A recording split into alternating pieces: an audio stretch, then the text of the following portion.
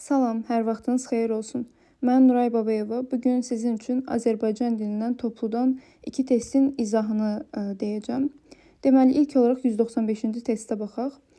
Deyir, Euler-Venn diaqramına əsasən uyğun fikirləri müəyyən edin. İlk olaraq Euler-Venn diaqramı haqqında məlumat verim ki, Euler-Venn diaqramında qayda necədir? Deməli, burada birinci hissədə vakansiya sözü verilib, ikinci hissədə isə valeh edici.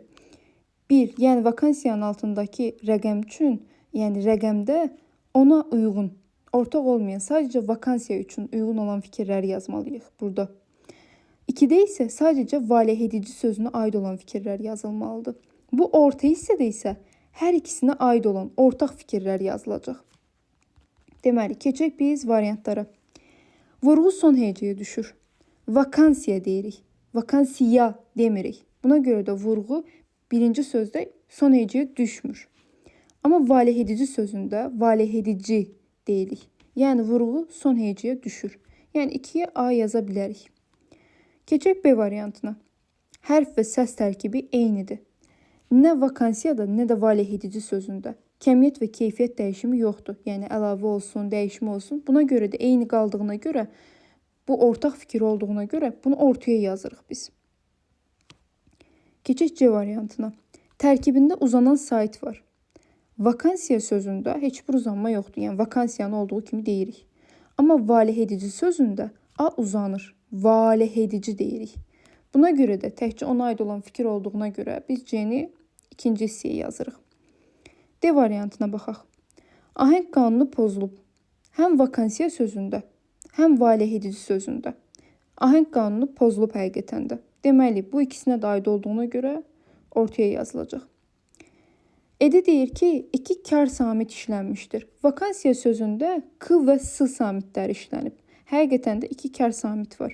Amma valeh edici sözündə isə sadəcə H samiti işlənib kar olaraq. Ona görə də ona aid olmadığına görə sadəcə 1-ə yazırıq bunu. E variantı da 1-ə aid olacaq. Keçək növbəti testdə 196-ya. Deməli, deyir ki, uyğunluğu müəyyən edin. Qidalanmaq sözünün ilk olaraq tələffüzündə nə fərqlər var? Burada n, m, yəni n-dan sonra m gəldiyinə görə n m-ya çevriləcək, yəni m-ya keçəcək. Q isə x olacaq, qidalanmaq şəklində. Qətiyyətlə sözündə isə y-nın biri düşür, l də nən kimi tələffüz olunur. Deməli, yazılışı ilə deyilişi arasında 2 fərqli məqam var. Dediyimiz kimi, birinci sözdə n m-ya keçdi və x oldu. Deməli, bunda 2 fərqli məqam var. Bunu aya götürə bilərik. B-də isə deyir ki, yazılışı ilə deyilişi arasında 3 fərqli məqam var. Qətiyyətlə dedik, y-nın biri düşür. L isə nan-nən şəklində tələffüz olunur. L niyə keçir? Bir dənə də n əlavə olunur. Deməli, 3 fərqli məqam olacaq. B variantı. İkinciyə isə B uyğun gələcək. C variantına baxaq. Deyir ki, 4 cingiltili samit var. Biz bunu tələffüzə uyğun şəkildə tapırıq. Qətiyyətlə sözündə də q, y, 2 dənə də nən, yəni lalən nənə çevrildi axı. 2 dənə də n olduğuna görə 4 dənə həqiqətən də cingiltili samit var. İndi qidalanmaq sözünə baxaq. Qidalanmaq sözündə q, d, l, m, m. 5 dənə cingiltili samit var. Deməli, bu sadəcə ikinci uyğun gələn bir fikirdir. Ona görə də bunu yazırıq bu hissəyə. B, C. D-yə baxaq. Tərkibində kar samit yoxdur. Qidalanmaq. Biz burada kar samiti görürük. Sonda x mövcuddur. Qətiyyətlə sözündə də t samiti var. Yəni, ona görə hər ikisinə uyğun gəlmir bu fikir. Üstündən bir xətt çəkirik. Ahəng qanununa tabe deyil.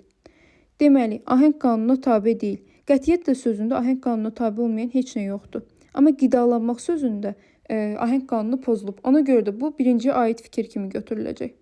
Bəli dostlar, video bu qədər idi.